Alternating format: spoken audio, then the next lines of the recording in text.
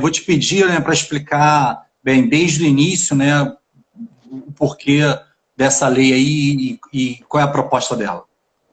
Tá, na verdade, a LERJ foi de infeliz vanguarda, vamos dizer assim, né? Foi o primeiro PL que apareceu, foi o PL 2052, 2052 de 2020, ali no meados de março, tá? Foi o primeiro PL que apareceu, não é 20 de março, foi logo no início da pandemia, né? Porque a pandemia tem exatamente meados de março ali que ela começou a ficar um pouco mais intensa, aí vieram as medidas restritivas, e logo apareceu o PL, tá? E o PL já nasceu com muita força na época, eu me lembro, a gente conversou, porque ele foi proposto pelo presidente da casa, pelo deputado André Siciliano, né?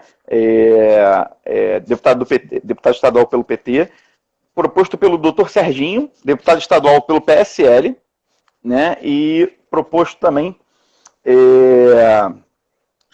pelo Rodrigo Bacelar, tá? Que é do Norte Fluminense, que é um deputado, agora acho que é Solidariedade. Então, logo que ele foi proposto, já houve uma certa preocupação bem significativa, porque ele foi proposto por 3 deputados, né, de partidos aparentemente antagônicos enquanto pauta, né, e num momento de clamor popular, logo que ele foi proposto, e eu comecei a me inteirar sobre o que estava acontecendo, ele estava aprovado, sim, o PL, havia uma crença em todos os deputados estaduais de que era aquilo ali, que estava resolvido, tá? Que o PL era muito bom, que o PL permitia compatibilizar a redução de gastos das escolas em função da suspensão de atividades presenciais com a redução eventual de renda das famílias. Então havia realmente uma crença nos deputados de que o PL era o PL, tá? Era um PL muito bom, então ele estava aprovado.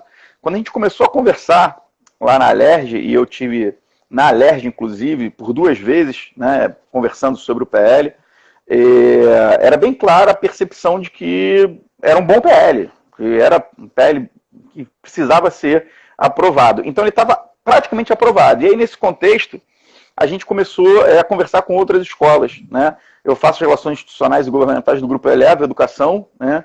Mas a gente começou a conversar com outras escolas, com o André Guzman, por exemplo, com o Gustavo, né, que são de outros grupos, né, o Raiz Educação, o Intelectos e outros mais. E a gente começou a conversar e dali surgiu um outro grupo, que hoje é um grupo que você também faz parte, que tem, sei lá, vou botar mais 100 lideranças aí das escolas no Rio, né, e são muitas escolas com participação de diretores do Cinep. Então, um grupo que foi se articulando. Por que eu estou contando isso tudo? Porque o debate ligado ao PL 2052, ele necessariamente passa pela articulação de todas essas escolas, de todo esse grupo, assim. Foi a mobilização das escolas que permitiu que esse PL que estava aprovado não fosse aprovado naquele momento, já em março, tá? E naquele momento o PL era muito curto, muito breve. Ele botava 30% de desconto linear a partir do 31º dia.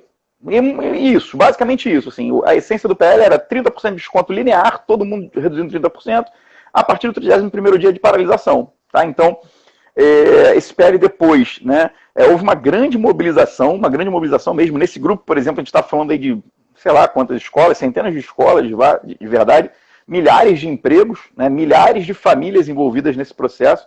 E aí a gente começou a conversar com os deputados e mostrar os problemas do PL. Né, mostrar só, a situação não é tão simples assim, a redução das escolas, ela não chega nem perto de 30%, na verdade, muitas vezes ela não chega nem perto de 10%, muitas vezes ela não chega nem perto de 5%, por vezes ela bate 1,5%. Se você pega uma estrutura de escola mais enxuta, que você tem a sala, ar-condicionado, estruturas mais enxutas ali, que não tem a quadra, piscina, alimentação, a economia de luz é muito pequena. Na verdade, né, não é tão impactante assim. Esse foi o primeiro momento de reflexão. E aí os deputados começaram a refletir sobre essa situação e perceberam que, de fato, poderia haver um equívoco. E aí vem uma nota muito importante, articulada pelos sindicatos, todos os sindicatos, tá, do Rio, os patronais e também o Simpro, né, a federação também, eles se articularam numa nota realçando os problemas do PL.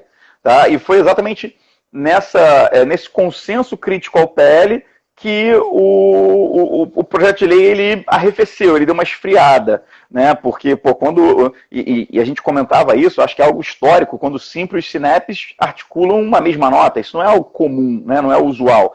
Não porque sejam rivais, não é isso, mas é porque são pautas comuns que são pouco usuais, né? Normalmente a relação se estabelece para debater a questão do dissídio, para debater questões que que de alguma forma demandam um amadurecimento de parte a parte, não é necessariamente um alinhamento de pronto, né? Isso vem com o tempo. E esse não, o alinhamento era de pronto. O texto estava lá e já havia uma nota conjunta criticando. E aí o PL começou a ser debatido, tá?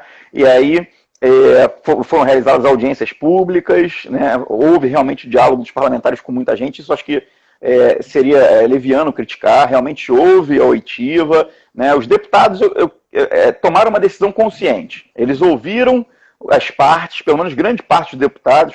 Eu, pessoalmente, estive com dezenas de deputados, com o autor e presidente da casa, né? Cheguei a dialogar com muitos deputados, emendas e situações diversas. Assim, a gente realmente teve um diálogo. Só que não houve a sensibilidade, embora o processo tenha sido democrático, tá? Ali a construção do PL foi amplamente debatida, não houve a sensibilidade dos deputados em relação às escolas, né? E aí eu acho que não houve nem a percepção dos deputados em relação às consequências que esse PL vai trazer. Então, na verdade, eu acho que e nem estou entrando no mérito da inconstitucionalidade ainda, estou debatendo só partindo da premissa de que eles poderiam debater o tema, que isso também não é o caso, que eu vou falar já já. Mas o processo democrático em si. Então, acho que faltou um pouco ali aos deputados eles perceberem o risco que agora está se consolidando, né? Com fechamento de escolas, com desemprego que vai crescer, se não for, de alguma forma, travado esse impacto sobre as escolas. E desde o início, quando a gente estava conversando, as escolas deixaram muito claro para os deputados que não havia nenhum interesse em ganhar nada além do que estava acordado com as famílias desde o início, num ato jurídico perfeito lá atrás, em que houve negociação de descontos, as escolas não queriam nada além daquilo ali. Desde o princípio, as escolas colocaram em pratos limpos o seguinte, alimentação, energia, gás, a gente traz isso tudo, a gente comprova com contas antes da pandemia e depois, a gente faz esses abatimentos, ninguém está fechado a isso. O que a gente não pode é adentrar no que já estava combinado e que era um pressuposto entre as partes mesmo já acordado e que era um pressuposto de viabilidade financeira das instituições, né, para poder pagar a folha salarial, para poder realizar os custos, para poder manter a atividade da educação, da rede privada. Então, assim, mesmo com todos esses argumentos postos, né, voltando ao mérito, eu acho que não houve a sensibilidade dos deputados de entender que quando você abocanha 30% de qualquer coisa, você está abocanhando uma parte muito grande de qualquer coisa.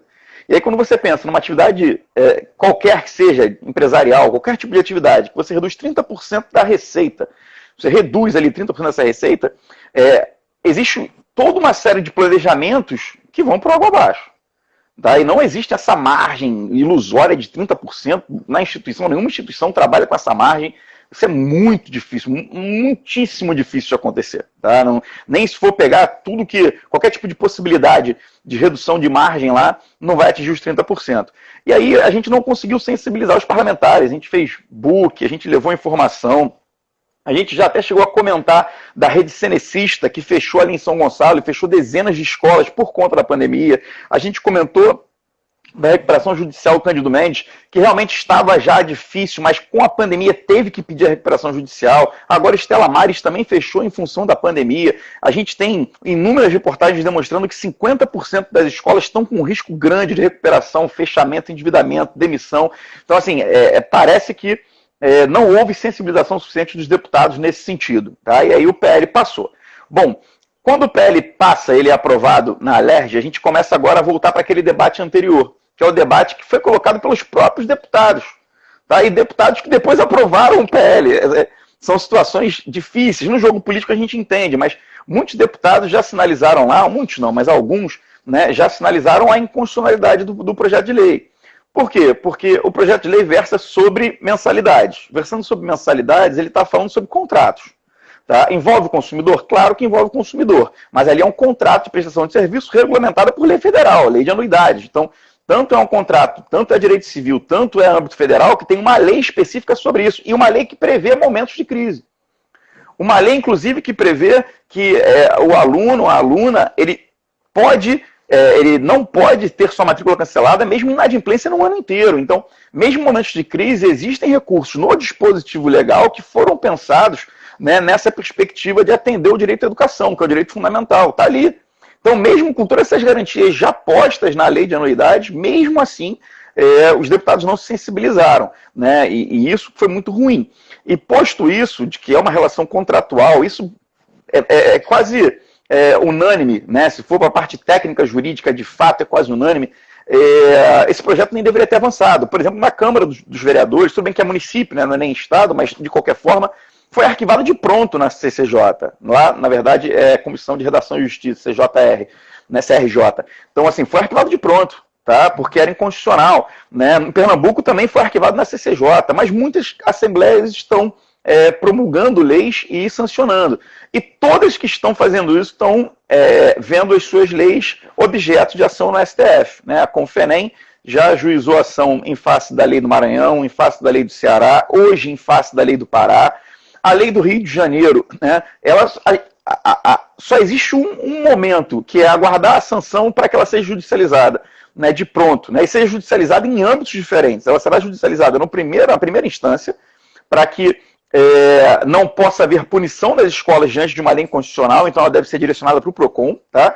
Ela vai ser judicializada em segunda instância para que haja uma representação de inconstitucionalidade no Estado. Não é tão forte esse argumento, porque é uma lei federal que trata, a Constituição, então o cenário ideal, que também será palco, é o STF, tá? Então a Confenem vai entrar lá pelo STF, e os sindicatos do Rio de Janeiro estão se articulando com escolas também, né, o que é muito positivo isso, essa articulação, isso tem que continuar para depois, né, da pandemia.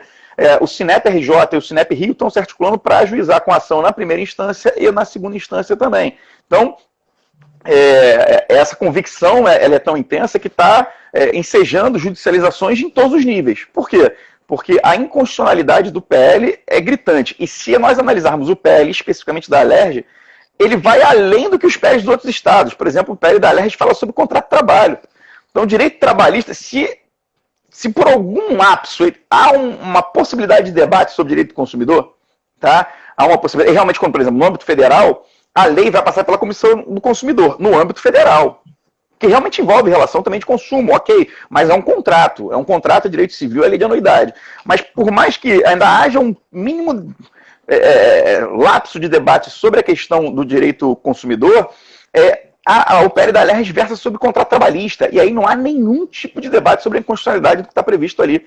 E aí se tornou um PL, ao meu entendimento, que careceu de sensibilidade profunda dos deputados e se tornou extremamente injusto. É um PL que nós avisamos lá aos deputados. E por isso que eu quis fazer questão de que foi um processo democrático, né? E eu espero que no momento futuro esses parlamentares, diante do que tem de acontecer, tenham uma sensibilidade maior para a pauta. Que fala, vocês estão pedindo para que se reduza 30% das mensalidades, né? Depois ficou escalonado, né, o percentual, né? Mas que sejam reduzidos os percentuais, 20%, 30%, 10%, mas que seja reduzido o percentual da mensalidade. Mas não estão contando com evasão, vocês não estão botando na conta os cancelamentos de matrícula. A educação infantil está sofrendo demais com isso. Até 4 anos pré-escola, então, é o caos, porque até 4 anos nem entra na tipificação do abandono intelectual e os pais realmente estão tirando. Não vou entrar no mérito se tem que tirar ou não, tá? Eu acho que isso é um mérito familiar e debate com a escola, não vou entrar nesse. Seria fora um pouco do meu escopo aqui, mas a realidade prática está havendo uma evasão muito grande, né, no infantil e no pré-escola, na pré-escola.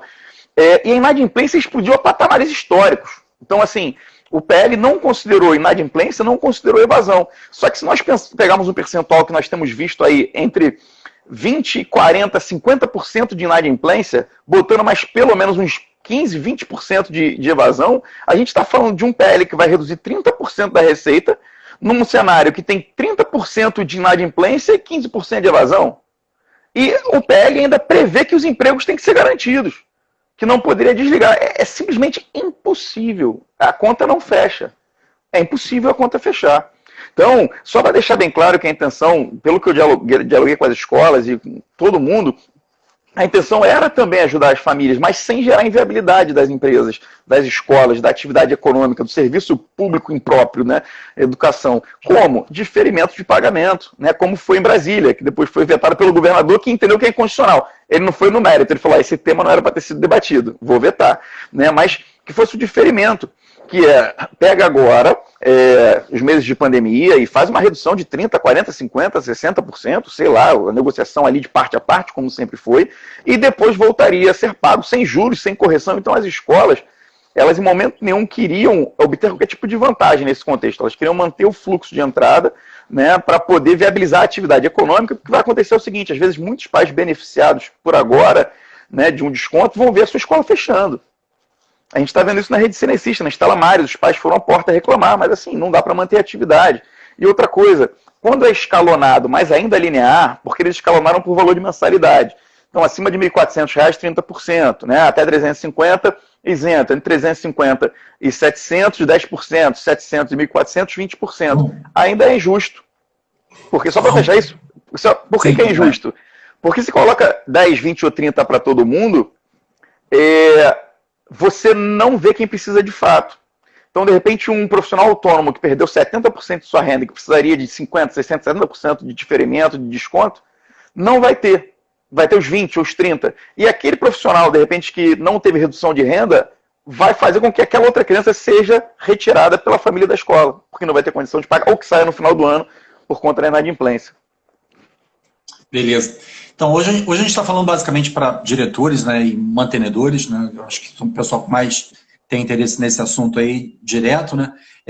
Então, até para divulgar, né, o teu trabalho, o nosso trabalho aqui, quem quiser, o Gonzalo mencionou, né, um grupo de WhatsApp que nós temos, né, com escolas. A ideia é a gente poder, né, ter pautas comuns. Então, se alguém quiser, quem quiser, né, que a sua escola seja incluída, pode mandar um direct para mim aí, né, ou para a Irium, com o nome da escola, a gente entra em contato e inclui, porque realmente a ideia é a gente, né, se unificar em pautas comuns, tá bom? E outra coisa que eu queria dizer é que, assim, o principal intuito aqui da live é exatamente tirar as dúvidas sobre o PL e o 2052. Então, se vocês, quem tiver pergunta, pode botar pergunta aqui, né, no chat, que a gente vai estar reunindo as perguntas e passando para o Gonzalo aí para estar respondendo, tá bom? Bom, eu não sei se tu pode falar para a gente agora sobre exatamente esse descritivo da lei que você menciona, nem todo mundo está sabendo, né? Principalmente a questão, né, da garantia dos empregos, que é uma, né? A outra é essa questão do escalonamento, né, de como é que o desconto deve ser feito. A questão dos 30% majorado também é importante, né, porque não é 30% em cima da mensalidade. É interessante a gente explicar isso para todo mundo ter ciência aí, tá bom? Fala um pouquinho aí. A aplicação da lei é assim. Primeiro, os capítulos iniciais, né? Os mais importantes, lá, os artigos iniciais. O desconto é escalonado. O que é o escalonado? Eles fizeram como no imposto de renda, né? Porque lá na origem, como eu falei, eu vi que pintou retroatividade ali, vou falar daqui a pouquinho. Lá na origem, né, como eu falei, era 30% para todo mundo.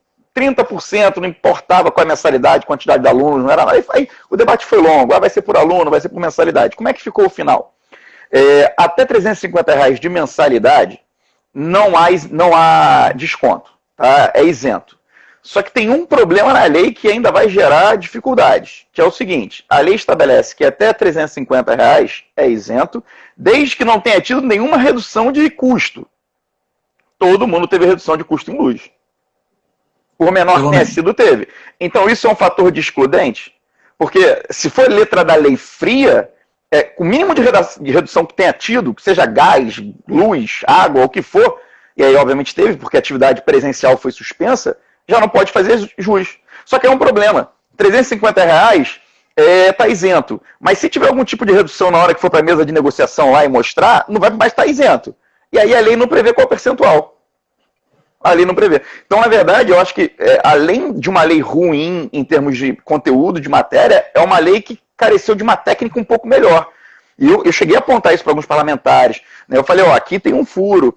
Pô, se tiver reduzido algum tipo de coisa, você tem que falar o seguinte: excetuando redução de custos, sei lá, específicos. A lei ela nasce para estar errado, porque era negociado caso a caso ali.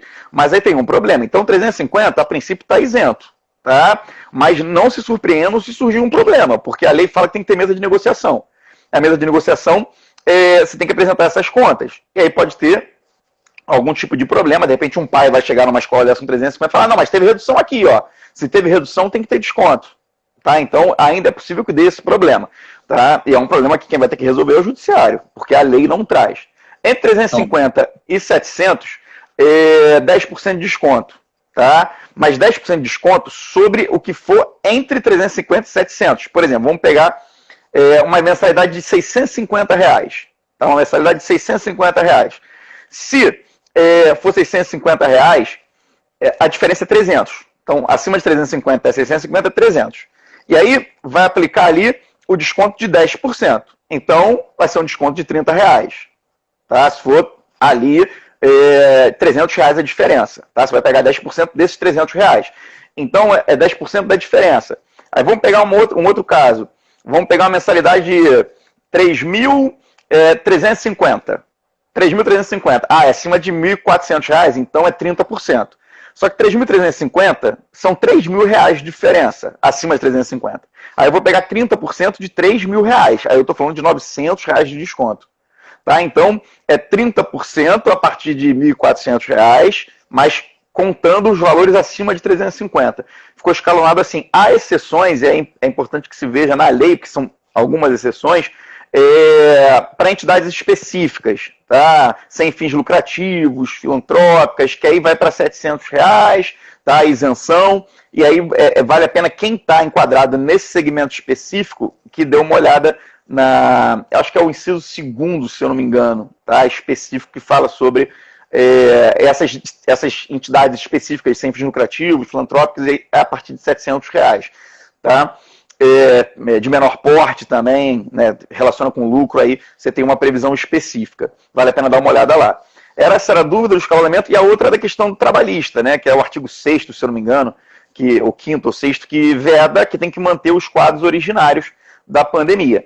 Só que direito trabalhista nem vou meter muita mão aí, por quê? Porque tem MP autorizando, então MP, governo federal, medida provisória, autorizando redução, suspensão de contrato e tal, e aí vem uma lei estadual falando que não pode. Então, assim, consulte alguém do direito trabalhista para tomar a sua decisão, tá? Mas eu já te antecipo que tem leis, medidas federais com disposições conflitantes com uma lei estadual que está versando sobre direito do trabalho. Eu não estou querendo dizer nada não, mas vá buscar a orientação do seu advogado, mas direito do trabalho é âmbito federal, é Congresso Nacional, tá?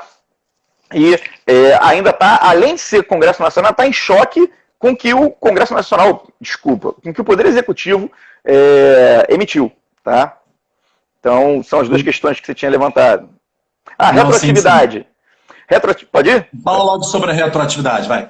Retroatividade é a polêmica da vez, tá? Por quê? Porque o que acontece? A lei, em alguns momentos, ela dá uma sensação de que seria o correto, tá? Da sua publicação para frente. Em outros momentos, ela fala que é desde o início da pandemia. Eu vou falar o seguinte, no debate parlamentar ficou claro que era do início da pandemia. Tá? Tanto que eles até tiraram o originário, que era a partir do 31º dia. Então, para os parlamentares, é durante todo o período de pandemia. Desde o início, ali de março, durante toda a vigência do decreto de calamidade, né, de emergência, estado de emergência. Então, essa foi a intenção do legislador. Mas existe uma outra dificuldade ali, que é da exceção dos descontos já dados. Tá? Porque, provavelmente, fala assim, é desde o início da pandemia. Mas muitas escolas, voluntariamente, deram descontos após o início da pandemia. E aí tem um dispositivo específico na lei, tá? Se não me engano é o parágrafo 2º, né, logo do artigo 1º, que fala, que determina que descontos previamente dados serão negociados na mesa de negociação. Só que o caput fala que é o desconto mínimo de 10%, 20%, 30%. Então, assim, ficou confuso. Por exemplo, o desconto que foi dado no início do ano, ele já entra nesse pacote? O que os parlamentares pretendiam lá era que não. O início do ano estava fora, era 30% do valor final, do boleto lá que é pago agora. Mas, e os descontos dados durante a pandemia? Né? E aí realmente é lacunoso, porque mandou para a mesa de negociação, o desconto foi dado na pandemia. Então vamos supor que você tenha dado 10% a mais de desconto após a pandemia. Tá? E aí eles entram nos 10%, nos 20%, nos 30%. O entendimento, na lei não existe, os parlamentares não falaram sobre isso também, em nenhuma da audiência, acompanhei todas as sessões de todas as audiências, mas um entendimento que a gente tem construído o que começou pós-pandemia, pelo menos esse, no mínimo, na mesa de negociação, você vai chegar para o responsável e falar, isso aqui foi pós-pandemia, está dentro do percentual. Só que a lei é lacunosa, mais um lapso técnico aí da lei, né, que é cheia de lapsos técnicos ali, né, e lapsos muito graves, na minha opinião. Então, o retroativo, para mim, o entendimento da escola, ele tem que tem que ser no sentido de que pós-pandemia é inequívoco que o desconto ele já está incluído, tá? E eu acho que é uma tese, mas é muito mais no âmbito judicial, de que é só após a publicação da lei, né? Porque uma lei retroativa, uma lei modulando efeito, é super esquisito isso, tá? Assim, tecnicamente é muito estranho isso. Mas é um estado de calamidade, é uma pandemia. Só que eu acho que no ambiente jurídico, assim, em termos de jurídico, eu acho que tem que sustentar que é a partir da publicação da lei. O problema é, eu já fui diretor de escola, e eu sei que na hora que você sentar para conversar com o pai, publicou a lei, como é que você vai falar para o pai que você não vai cumprir a lei porque a lei é a técnica, a lei não explica direito? Então, assim, eu acho que o problema está posto para as escolas após a sanção. Tá? Os pais vão sentar, vão exigir o desconto, e eu acho que esse desgaste aí, ele talvez não seja nem de longe válido. Né? Então, assim, aí a escolha, eu acho que a lei não é clara, especificamente clara em relação à retroatividade. Tá? Então vai acabar sendo uma escolha de política institucional na hora do debate, tá? O que não vai eximir eventual judicialização. Se de repente a escola entender que é só após publicação, a família pode entrar na justiça. Isso, Fábio, pode gerar o caos. Tá? E daqui a pouco eu acho que você vai perguntar quais são as medidas que a gente vai adotar agora. Porque as escolas têm me perguntado muito assim, a gente judicializa, não judicializa? Talvez seja a próxima pergunta, eu não vou antecipar, mas eu sugiro que por enquanto não. Tá? Eu estou vendo a questão dos inadimplentes. Inadimplentes é o seguinte, a lei de anuidade já prevê que eu não posso deixar de renovar uma matrícula, que eu não posso cancelar uma matrícula por inadimplência, que eu posso deixar de renovar para o ano seguinte pela inadimplência. Então o aluno, a aluna tem o direito de ir até o final do ano letivo, mesmo com uma inadimplência contratual, que depois pode ser cobrada pela escola. O que acontece aí é o seguinte, a lei determina que se tiver inadimplente 2 meses, não aplica o desconto. Só que aí é covardia. 2 meses de um ano que tinha 3. Então, na verdade, assim, só não vai ter direito quem ficou inadimplente janeiro, fevereiro, ou fevereiro e março. Então, assim, é uma lei que traz a inadimplência, mas traz uma inadimplência só o quanto mais, né? Que a gente fala que aquela pessoa que já entrou, que não ia pagar, ou que, sei lá, teve alguma situação financeira que impossibilitou o pagamento, a família pode ter dificuldade, mas, assim, em relação à inadimplência especificamente, é aquele está previsto na lei, se forem 2 meses de inadimplência, não faz jus. Mas, gente, tinham 3 meses, a gente estava em março. Então, tem lá a previsão da inadimplência, mas não acho que seja muito efetiva, não. Gon, fala um pouquinho sobre o lance da tramitação, né? Hoje é dia 3, a maioria das escolas já emitiu os boletos, né? E a lei ainda não foi sancionada, correto? Isso. Tem informação, como é que está isso? Ou seja, a lei não está valendo, certo? Esclarece. O que acontece o processo legislativo foi lá, aconteceu, né? Passou na Alerj e agora está na mão do governador. Tá? Parece que ele vai sancionar integralmente, parece. Né? E aí parece também, isso ainda não é oficial, que seria no dia 5, ou próximo disso, já está por aí para sancionar. Então o que acontece? Já foram emitidos os boletos. Isso vai ser o caos. O caos por quê? Eu acho que muitos pais não pagaram, às vezes, mensalidades do mês passado na expectativa da lei. Tá? Eu acho que isso vai continuar, enquanto não for sancionada, vai ter pai que não vai pagar, vai aguardar a sanção. Depois que for sancionada, o desconto é imediato. Ele tem que ser aplicado, pelo menos dali para frente, nenhuma dúvida. Com o boleto emitido, eu acho que a única saída que as escolas terão é fazer uma compensação. Quem já pagou, para frente tem algum tipo de compensação do valor pago que deveria ter sido isentado. Isso partindo da premissa de que é retroativo. Eu estou partindo da premissa de diálogo com os pais, tá? Sentou na mesa de negociação, é claro que isso, gente.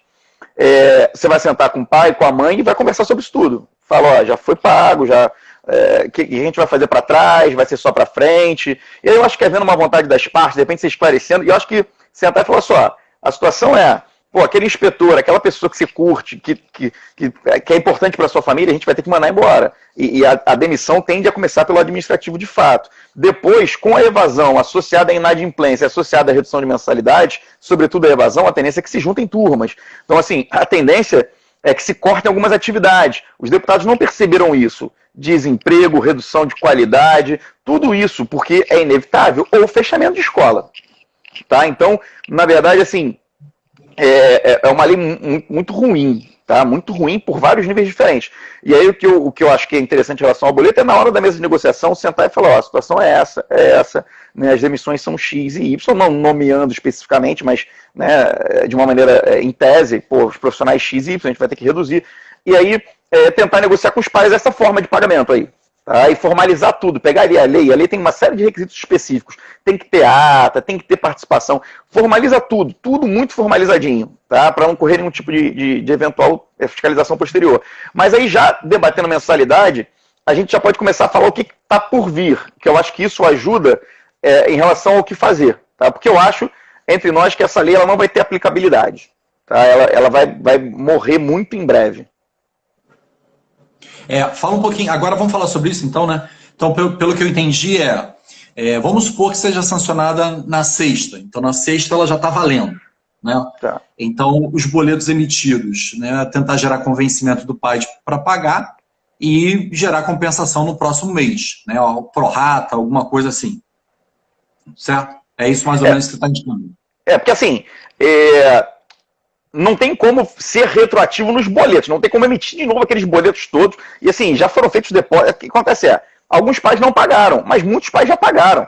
Então, como é que vai ser essa devolução? E é um contrato de anuidade. Então, assim, há tempo ainda viabilizar um acerto. Então, em termos práticos mesmo, de finanças e contábeis, até mesmo em termos contábeis, tem documentação já registrada, serviço já prestado, imposto já recolhido, então é inviável, então é para frente. Tá? E aí sentar e conversar e mostrar essa inviabilidade fática. Os deputados não pensaram em nada disso, eles soltaram, se vira aí, dá teu jeito, resolve, mas...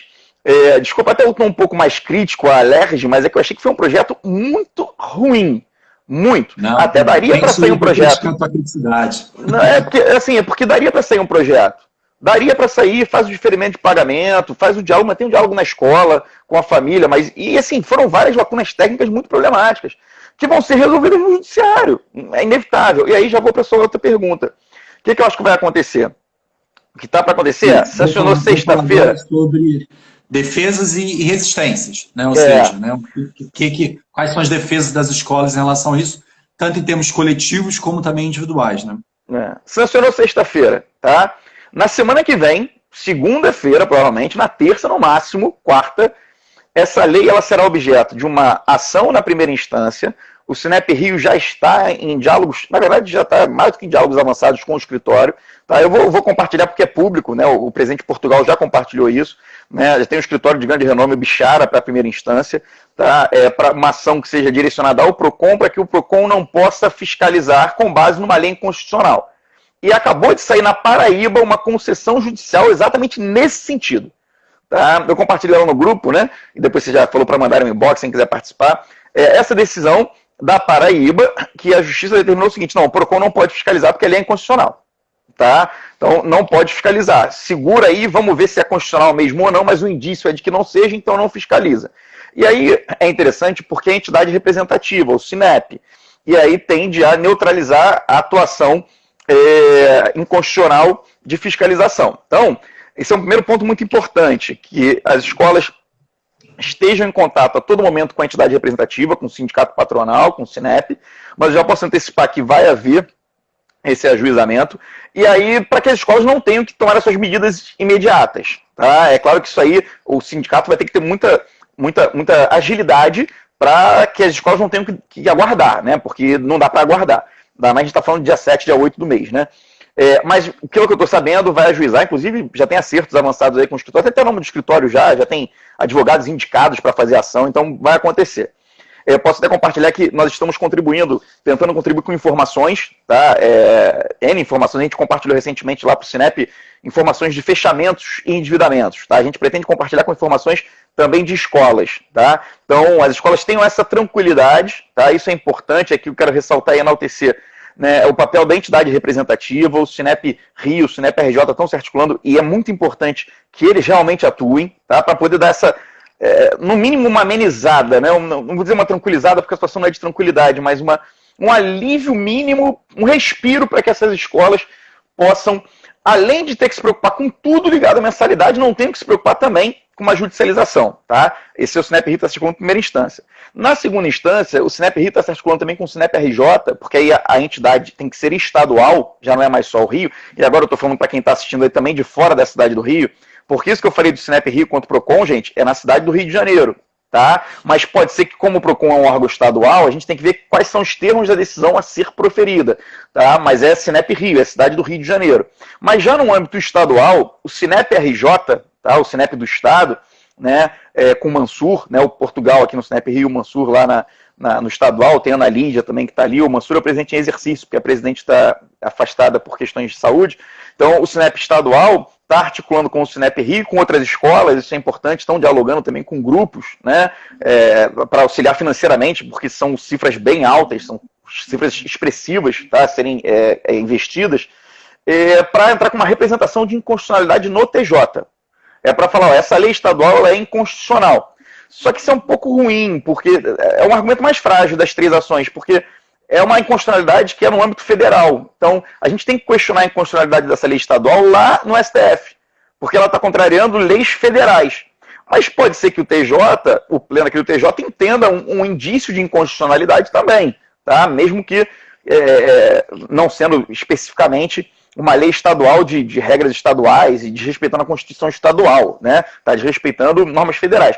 Mas pode haver aí, e aí o Sinep RJ e o Sinep Rio também estão entrando com o BMA, tá? O escritório na segunda instância. Isso tudo pode mudar, tá, gente? São as informações publicizadas recentemente, mas creio que sejam esses escritórios, porque já está tudo muito em cima. E aí vem a terceira ação, que é a ação de inconstitucionalidade, uma ação direta de inconstitucionalidade no STF, que é a principal. Só que eu já vou antecipar uma coisa, essa ação ela vai ser proposta segunda, terça, quarta ou quinta, mas não faz a menor diferença não. Porque essa ação ela tende a ser redistribuída para a ADI do ministro Fachin. O que acontece? A Conferem já entrou com ação contra a lei do Ceará, a lei do Maranhão, a lei hoje do Pará e vai entrar com a do Rio. Só que a primeira delas foi contra a lei do Ceará, tá? No dia 15 de maio. Contra o Maranhão foi dia 22 de maio. E o que acontece? A do dia 15 de maio ficou para a relatoria do ministro Edson Fachin. A do Maranhão ficou para a relatoria do ministro Alexandre de Moraes. A do Pará hoje para o ministro Marco Aurélio. Em entendimentos, em alinhamentos, eu acredito que o ministro Marco Aurélio talvez fosse o mais sensível para o entendimento. Tá? Mas não importa, porque o primeiro a proferir despacho foi o Fachin, a primeira ação distribuída foi com o ministro Fachin. E aí o que acontece? Todas as ações propostas agora vão toda no fluxo lá para essa ação do Ceará, tá? Para a ADI do Ceará, né? 423, se eu não me engano. E aí o que acontece? O fato de propor a lei, a ADI só na semana que vem, de certa maneira, por já ter a do Ceará, isso vai auxiliar uma decisão mais rápida. Que eu não acho que vai ser rápida, mas vai ser o mais rápido possível. Por quê? Porque quando propuser a ação no STF, lá da lei do Rio, ela vai ficar redistribuída, pensada para essa ação do Ceará. E a do Ceará, o ministro Fachin não concedeu a liminar, já poderia ter concedido, mas não concedeu. Isso não foi bom, mas é uma prerrogativa, é um direito que o magistrado tem. E ele resolveu fazer o seguinte, não vou deferir a liminar, a tela de urgência, e vou pedir informações para a PGR, para a AGU, para a Assembleia do Ceará e para o governo do Estado do Ceará. E aí o que acontece? Por que a decisão não vai ser rápida, mas vai ser mais rápida do que uma ação que vai ser distribuída na semana que vem, né? Então isso que seria a vantagem. Porque ainda não chegou nenhuma informação. A petição juntada hoje já tem 4 ou 5 associações nacionais de amigas da corte, tá? Que é para ajudar no processo. E aí o que acontece? A AGU não botou a manifestação dela ainda, a PGR não botou a manifestação dela ainda, o Ceará nem o governo do Ceará, Assembleia e governo. Então, o ministro Fachin já deixou no despacho dele que ele quer primeiro ouvir todo mundo para depois decidir. Então, o que acontece? A gente vai ter que esperar a juntada de informações da AGU, que tende a ser contrária à lei, tá? Tende a ser contrária já na composição atual, tá? Do novo AGU, tá? Tende a ser contrária, porque tem uma manifestação de uma lei do Maranhão também, ligada ao direito do consumidor, que é similar, então tem um presságio aí, tá? Mas ainda não saiu, tem que aguardar sair. Então, a AGU não se manifestou, a PGR não se manifestou e nem as autoridades estaduais. Eu acho que vai demorar um pouquinho, né? Mas talvez semana que vem já seja um momento, tá? Porque ele não deu prazo específico. O juízo, quando não dá prazo específico, a gente considera 5 dias, tá? Só que são 5 dias úteis, após ali a intimação. Então, eles vão ter que ser intimados, ainda não está nos autos se já foram intimados ou não, só tem a saída das informações do pedido. Então a gente vai ter que ver a juntada nos autos da data de intimação lá, ou seja, é um trâmite jurídico que demora. Por isso que seria importante que o ministro Fachin tivesse concedido uma tutela de urgência. Entende? Mas não foi o caso. Então a ação no STF pode demorar um pouquinho, tá? E aí o que eu acho também o que eu espero, o que eu acho que vai acontecer é que a lei vai ser sancionada no Rio pós boletos de junho, e aí vão começar as negociações em junho. Mas a decisão do STF sai antes dos boletos de julho. É a expectativa que eu tenho. Então, eu acho que as negociações, elas dialogarão, e o que eu recomendo às escolas, quem está aqui que está com a gestão de escolas, dialogue com os pais que os acordos que vocês estão fazendo estão suscetíveis da eventual decisão do STF que deve sair ao longo de junho. A negociação que for feita já na semana que vem, já avisa, a negociação é essa, a gente está acertando mais ou menos o boleto, e aí eu acho que tem que ser uma negociação com base no que a escola entender, mas um diálogo sempre amistoso com a família, eu acho que é fundamental entender a família e tudo mais, mas o acordo é esse e a decisão vai sair ainda. Pode até ser uma forma de negociação, falar, a gente te propõe isso aqui, tem uma decisão para sair ainda. Isso aqui, família, a gente consegue segurar para você, independente da decisão. Mas se você não quiser bancar só o que está na lei ou algo a mais, a gente mantém, mas se a decisão sair, vai cair. Então, é também uma lógica de negociação. Para a família também é bom, porque a família vai ter certeza que, independente da decisão, ela vai ter aquele benefício. Mas, ao mesmo tempo, também é que não quiser nenhum tipo de diálogo, quiser ficar preso à letra da lei de fato, ela está suscetível. Então, aqui, como ex-diretor de escola, o que eu posso compartilhar uma ferramenta na mesa de negociação, né? Você sentar e falar, tem uma decisão a sair ainda, a gente está aguardando, mas a gente pode fazer esse acordo aqui. Vocês querem, a gente legaliza, formaliza, e aí eu acho muito difícil, agora, muito formalizado, muito documentado, eu acho difícil que uma família depois ela vai judicializar querendo, né, o que ela mesma acordou, e aí ainda vai para o juízo entender. Mas o que eu acho que é importante é sentar e negociar com todo mundo para evitar a judicialização agora. Tá? Eu acho que uma postura muito temerária é a escola falar, não vamos dar, não vamos cumprir a lei, porque aí você tende a gastar energia e valores altos se defendendo em juízo. Porque eu acho que a enxurrada é grande. E mais, o desgaste de imagem, né? Porque você vai estar virando para uma família e falando que não vai cumprir uma lei que foi constitucional ou inconstitucional, foi sancionada pela Assembleia do Estado. Então, né, eu acho que é um preço que, se tratando de educação e de relação com famílias, é complicado. Então, eu acho que não recomendaria isso. Me perguntasse, falar, a única postura que eu acho que não pode ter é falar que não vai pagar, que não vai cumprir a lei, que eu acho que ninguém vai ter essa postura, mas ela é temerária em vários níveis, tanto na questão de reputação de imagem, diálogo com a família, como também no custo mesmo depois de energia nesse diálogo e de judicialização. Tá? Porque aí o que acontece? Que é o outro receio. O diálogo é fundamental e a decisão do STF também é fundamental para evitar 1 milhão de ações. Tá? 1 milhão de ações depois. Porque a escola poderia ter que se defender de todas as famílias que judicializassem isso aí. Talvez depois saia mais caro em termos de energia e emocional e tudo para aqueles gestores, para aqueles profissionais que estão na ponta ali também, quanto também em termos de finanças, tá? Porque você vai ter que estruturar essas ações todas aí. Entendi. Bom, o tempo está curto, tá? Vamos tentar ser mais pragmático agora nas respostas para tentar responder algumas coisas interessantes aí. Então você acha que, por exemplo, se tudo der certo, né, a lei cai até o final do mês. Isso significa jurisprudência para todo mundo? Se o Fachin deliberar lá em cima? O que está acontecendo? As ações estão todas sendo redistribuídas para ele. Então, eu não posso garantir, mas é muitíssimo provável que o Rio de Janeiro vai estar na decisão dele. Por quê? Porque vai ser sancionada agora e aí vai ser redistribuída. E também é muito provável que na decisão ele possa, de alguma forma, dar alguma recomendação ou criar uma jurisprudência mais intensa, mais forte, né? Não dá para ser, né, eu digo assim, o efeito erga omnes para toda a suspensão de processos legislativos é algo um pouco mais complexo, tá? Mas para o Rio, por exemplo, tende a valer, porque a DI tende já a caminhar, e aí nesse ponto, por incrível que pareça, os estados que não têm a lei a tempo da decisão talvez não possam estar nesse bojo, mas eu acredito que é o seguinte, quando o ministro do STF virar e falar que é inconstitucional, ou as assembleias param, ou vai ficar uma coisa manifestamente politicagem, né? Porque assim, estou fazendo uma... Inclusive o Ministério Público do Distrito Federal, por que o governador do Distrito Federal vetou a lei? Porque o MP do Distrito Federal falou só, o que vocês estão gerando é errado. Vocês estão gerando expectativas na família de redução de custos de forma inconstitucional. Essa lei vai cair e o que vocês, deputados, estão fazendo é muito ruim. Olha qual foi a posição do MP do Distrito Federal. Então, eu acho que por uma questão mínima, até de humanidade mesmo, eles suspendam uma expectativa falsa, né? mas depende da decisão. Agora, se o Fachin tem uma outra decisão, aí a gente tem que ver qual seria a decisão. Mas o Rio eu acho que vai estar dentro, Fábio. Tá, beleza. Outra coisa aparentemente, o PL, de qualquer forma, né, vamos supor que no STF demore muito tempo, ele é durante calamidade pública, é isso? Ou pandemia, tu lembra? É durante o estado de emergência. O decreto, aquele decreto originário, lá o primeiro. Quando aquele decreto for revogado, suspende tudo. Quer dizer, então as aulas podem voltar em estado de emergência, sabe dizer? Assim, hoje a gente tem uma situação em que a prefeitura liberou o banho de mar e o Estado não. Então, assim, tá muito difícil precisar alguma coisa. Porque o Estado vem com um decreto e fala, não pode ir pra praia, pra lagoa, não pode pra nada. Aí a prefeitura fala, ó, pode banhar mar. Então, assim, tá difícil.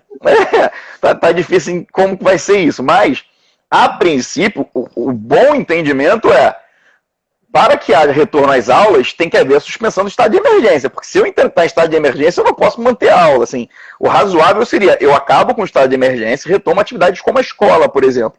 Tá? Então, assim, só que tá difícil, Fábio, porque não dá para garantir. Pode ser que suspenda, volte às aulas com o estado de emergência.